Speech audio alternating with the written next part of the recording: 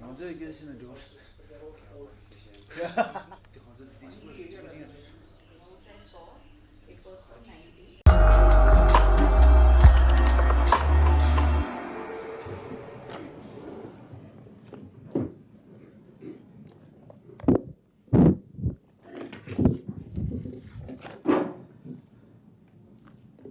Good evening, everyone. My name is Kunga Chindan. I'm the program coordinator of Tibet House, New Delhi. And I would like to extend my warm welcome to all of you, to all the participants who have gathered here for today's 36th Annual Padmapani Lecture Series, which is co-organized by Tibet House, the Culture Center of His Holiness the Dalai Lama, and the India International Center. I would once again like to welcome all of you for today's lecture. Before we move on, I would like to give you a brief introduction about the annual Padmapani lecture. For today's lecture, we have invited our distinguished speaker, Dr. Buddha Rashmi Ji, Director General of National Museum, New Delhi, and the Vice Chancellor of India Institute of Heritage, Noida, who will be speaking on the topic, emphasizing on excavation at Sarnath,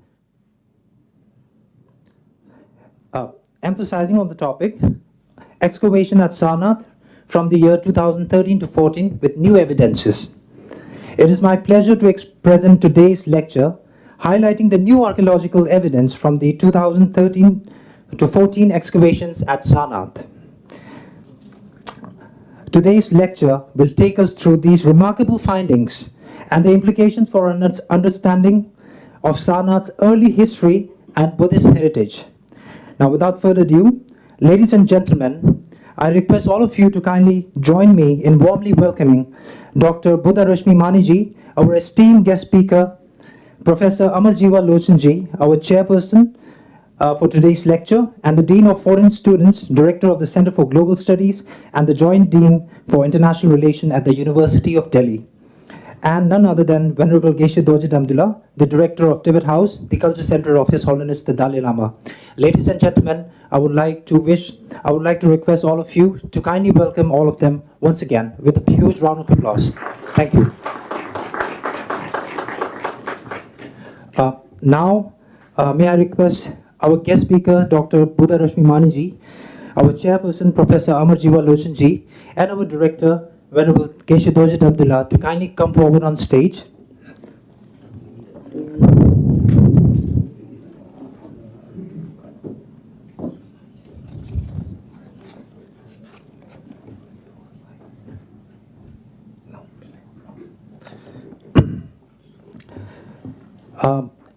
I would now request our guest speaker, Dr. B.R. Maniji, our chairperson, and our director, Venerable Geshe Dorje Damdula, to kindly light the lamp of eternal wisdom, a symbol of illumination of knowledge, and to offer our prayers and offerings to the Enlightened One. Ladies and gentlemen. At the outset, which I said to you, we are about to see the presence and presentation. I request our esteemed guest speaker, Dr. Buddha Rashmi Maniji, to make a presentation. And while I am going to talk about him a little bit, before Maniji, I have to wait for 2 minutes because I have to tell. He has a biodata of 25 pages, and I have made it into very small. It's very important because it helps us in knowing that. Dr. Buddha Rashmi Mani has been Director General, National Museum, and Vice Chancellor, as you know. Has been renowned field archaeologist. You have to see that. Archaeologists are there many times. He is a field archaeologist, numismatist, and art critic, who has earlier served as Additional Director General in the Archaeological Survey of India, ASI. During his tenure as Archaeological Survey of India, as Additional Director General, I have seen so many Buddhist activities happen, and they have been recorded all around, not only India, but abroad in Cambodia, in Bagan, in Myanmar. This is information which I have seen by my own eyes. He has a fantastic academic career, first class, first, always. Always. This is some subject of great envy for all of us. Sometimes envy helps us in growing up. So I adore him for that reason. So in Banaras Hindu University, he has done all these things, and he has got, Professor Altekar was a great scholar of early Indian history. Altekar Gold Award was given to him at BHU in 1980 on the work, his PhD in Life in the Kushana Age, As you know, Kushana is another transcending phase of Buddhism, which has a syncretism of non-Indian ideas of Buddhism. And here, he has been also teaching at Central Institute of Higher Tibetan Studies at Banaras, Sarnath, 1978 till 1984. Then he comes to ASI as a deep disciplining archaeologist. Since then, he has been involved in conservation of monuments. Many of our monuments of Buddhist nature or other nature in India has been crumbling. He had run special project to see how the sites in Maharashtra, Goa, Delhi, Jammu and Kashmir, I have seen in one of the sites which has been possible to be saved by his direct involvement into that in Kashmir. This was because of him only. He has discovered a large number of archaeological sites in these places, besides also in Uttar Pradesh and Haryana. He has directed more than 19 excavation projects in the country, some of which are fabulously known as Lal Kot, Delhi, Salimgarh, also in Delhi, Muhammadnagar and Harnol in Haryana, Siswania, Sankisa, Ayodhya, Lathia, and Kanispur and Ambaran. Kanispur, which was a big city in earlier time, now known as a Kanipur, a small village, all have been done because it was a place of Kushana. Recently, he went again to re-excavate the site of what we call Kapilavastu, Rajghat and Sarnath. And this 2 years project of 2013 to 2015 has been great subject for us. That's why we are going to benefit from him. He's also excavating, if you know about Harappa culture, which has grown up. Earlier, Harappa was only Mohenjo-daro and Harappa in Pakistan of today. But if you know the understanding of Harappa into Saraswati in Indian Valley, Indian country area, it has grown up mostly because of his direct involvement into that. So we have now 100 plus sites only in Pakistan. We have 400 plus sites in India of same civilization. And he has been a member of various national and international organizations. I remember his books coming from Europe, America, and Asian countries at international seminar. One day I was calling, he was waking up in Chile, in South America. I said, "Sir, kahan hai aap?" "I am in Chile." So he flies around the globe protecting Buddha Dharma by his writing and speeches. And I'm sure those his 6 books and 200 plus research works which he have done is really very important. A great institution in India at the moment is about Indian Archaeological Society in Kotaria Sarai, New Delhi. He's vice chairman of that institute, which has the most fantastic journal coming in the world, not only for India, Puratattva, which is internationally acclaimed Cuban journal, which is most important journal for any archaeology, anything covering to Indian subcontinent. Well, the things goes on well. At National Museum in 2 terms, he has revolutionized understanding of the past by his way of showcasing the art pieces. And I'm sure he has a contact with history of 6000 BC to coming century. With these words, I request you, sir, to present. Thank you, sir.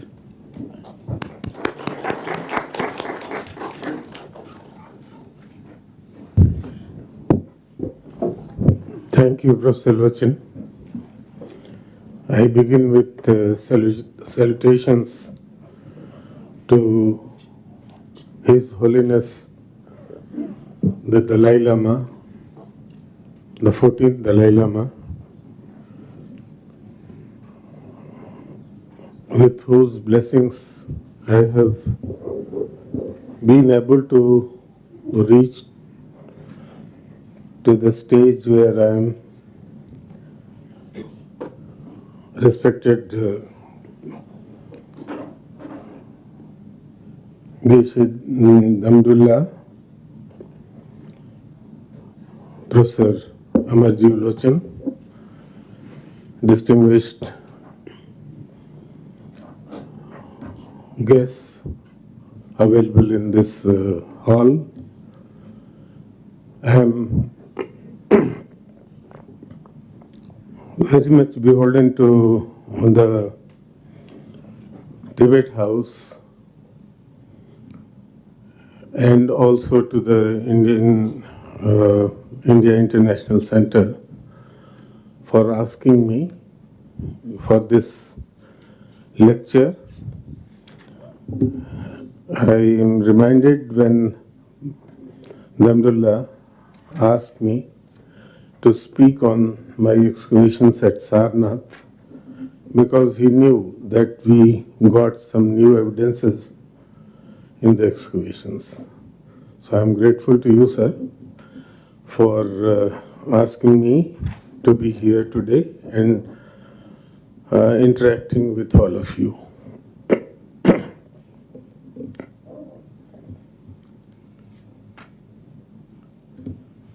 As you know, Indian archaeology had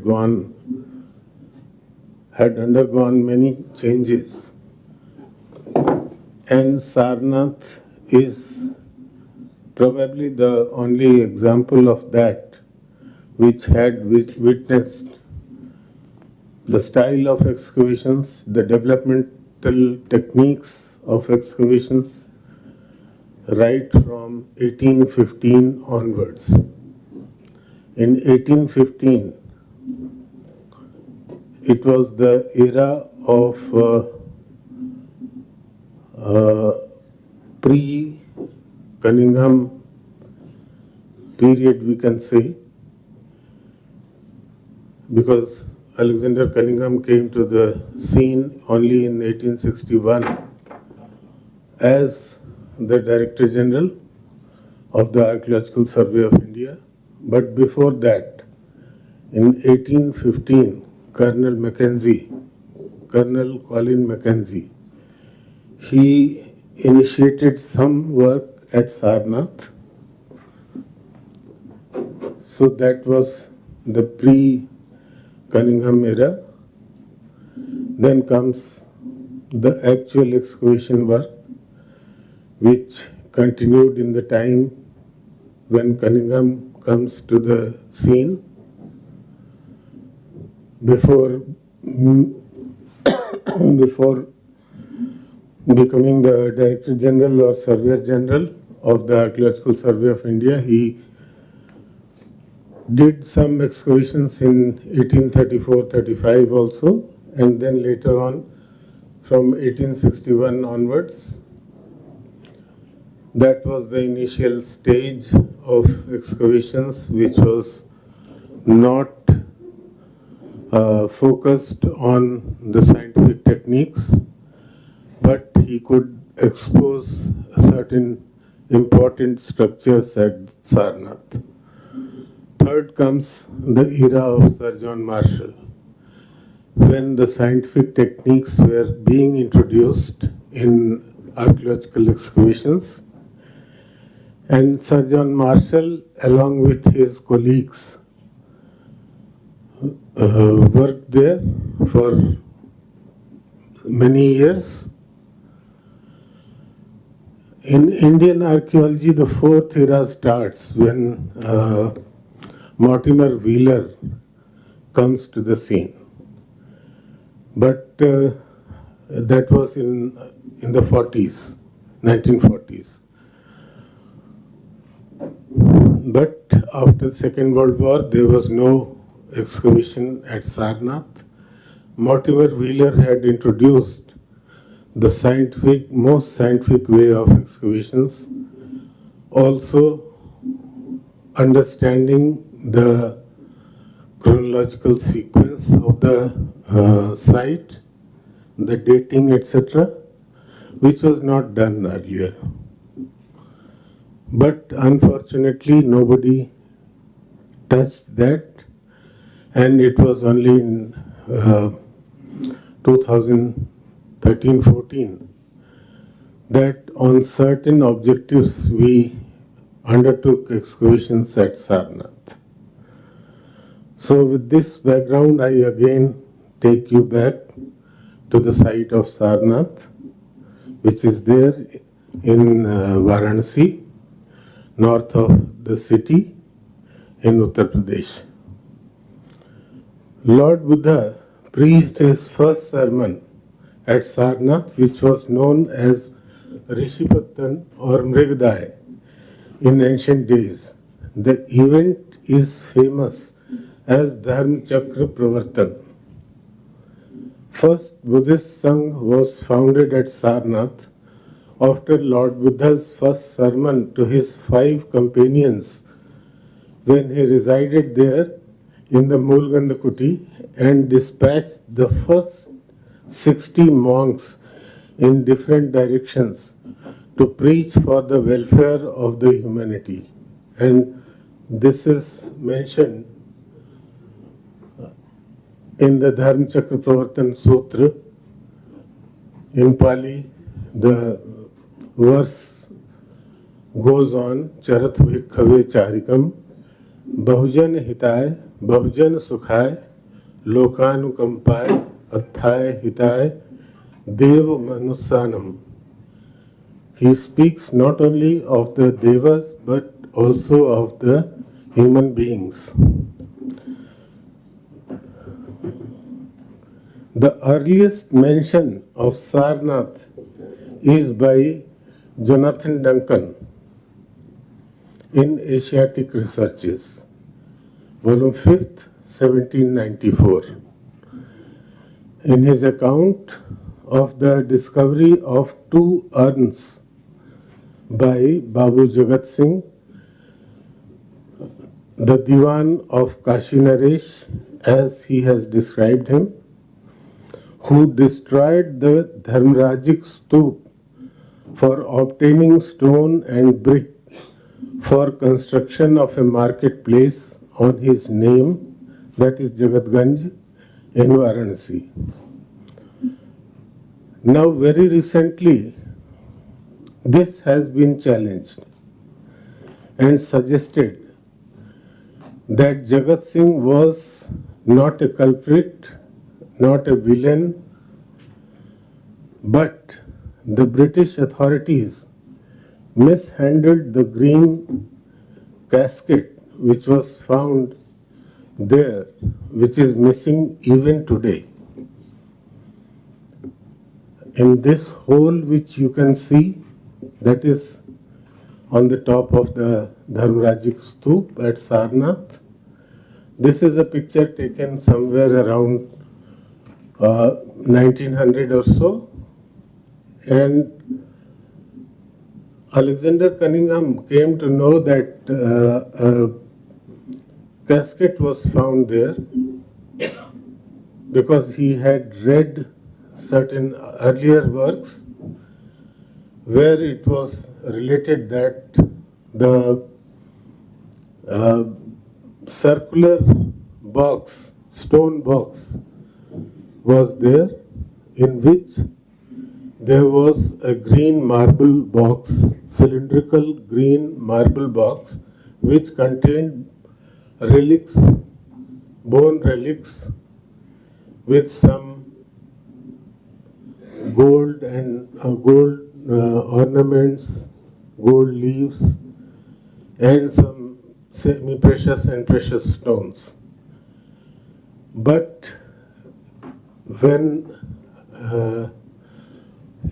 it is true that Babu Jagat Singh had taken stones and bricks from this site of Sarnath for construction of new buildings, that is in the late 18th century. The date of his excavations or his diggings at Sarnath, that is also not given properly, and the recent researches suggest that it was not 1791 or so, it was 1787. And lots of material of that had been provided to me by Sri Pradeep Narayan Singh, who belongs to the family, royal family of Kashi, and directly in the line of Babu Jagat Singh. So there is some misnomer, some misunderstanding about the entire issue, and that particular marble casket in which the bone relics were there is still missing. It is related that Babu Jagat Singh found that, and seeing some bone relics, he put in river Ganges, considering that probably it belongs to some great personality. And it is said that he gave the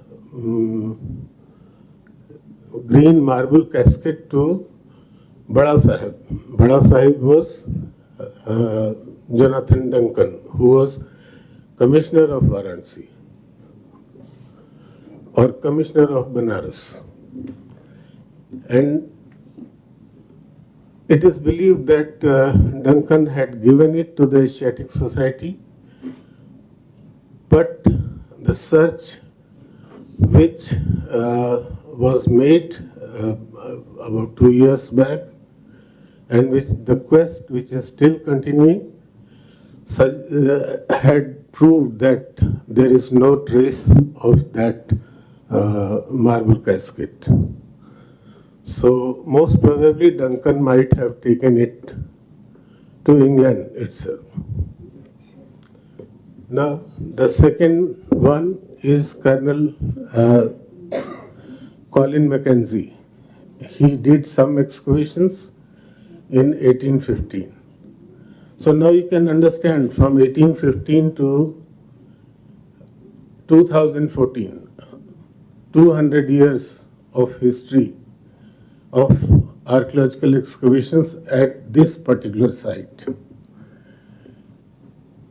Alexander Cunningham took up excavations at Sarnath, at the 3 stupas and a monastery in December 1834, and closed it in January 1836 at a cost of rupees 517.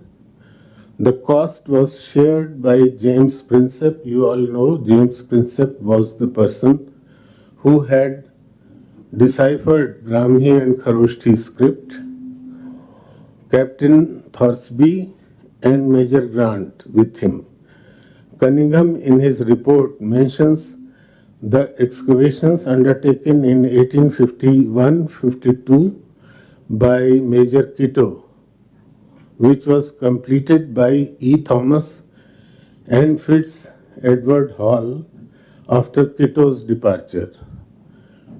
This Major Kitto was the same person who constructed the Queen's College in Varanasi.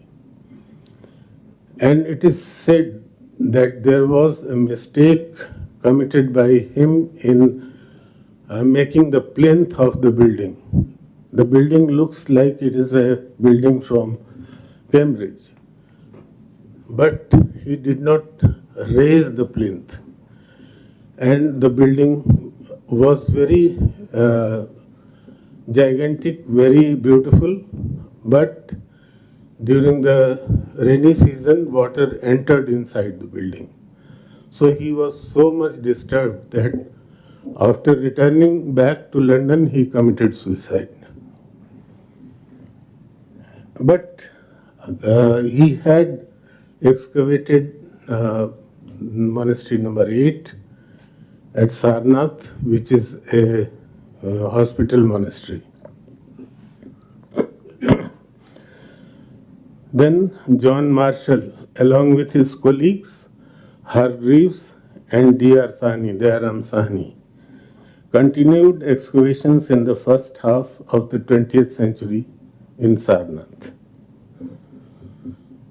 This is a picture of 1905 when excavations were in progress, and you can see the land capital when it was exposed and it was taken out, and so many other things like the famous preaching Buddha in the background and the Ashokan pillar in the foreground.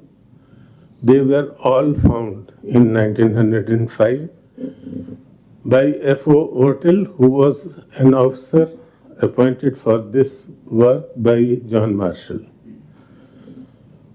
In 1915, H. Hargreaves excavated area around the main shrine and exposed the apsidal temple. Do you have a pointer? Anyway.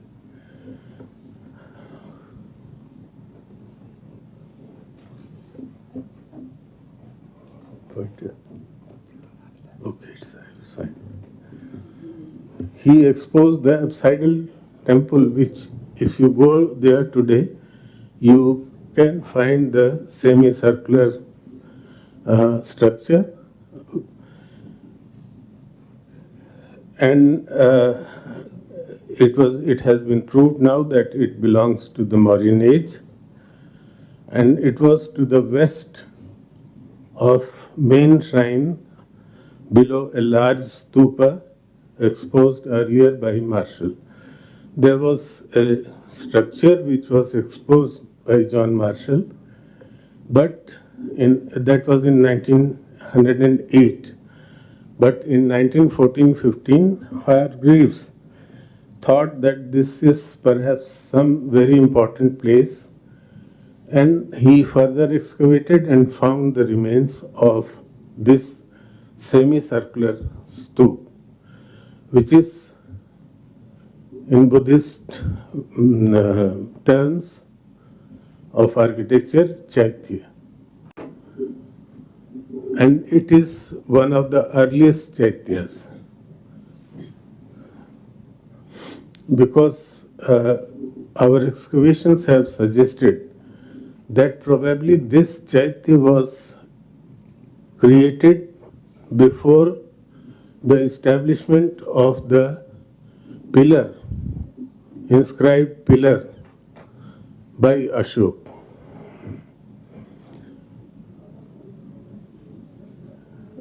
And it is just straightway in front. If somebody wants to go and pay homage inside the stupa, he has to come by the way where in front of it, in front of the entrance, was placed the Ashokan pillar with inscriptions and the land capital.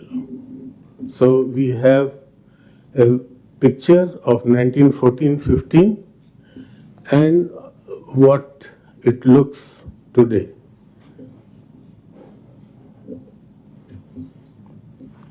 This is a Google map of the entire area of Sarnath, where you can easily see two of the stupas, the 108 feet high Dhamyak stupa on the right side, and on the left side is the Dharmrajik stupa.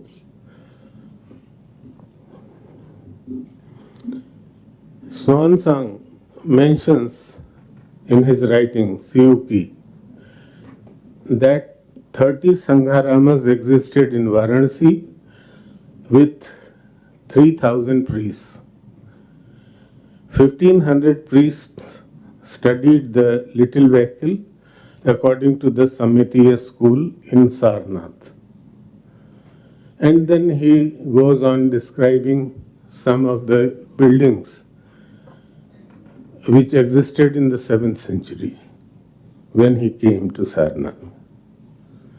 At least 8 monasteries have been located at the site. This background I am giving only because for the last 200 years, several seasons of excavations had taken place. So, one of the earliest and most imposing structures at Sarnath has been the Ashokan land capital, which is our national emblem today, and which was found in 1905 by excavator F. O. Ortil. Had worked very meticulously, finding all details. Thank you.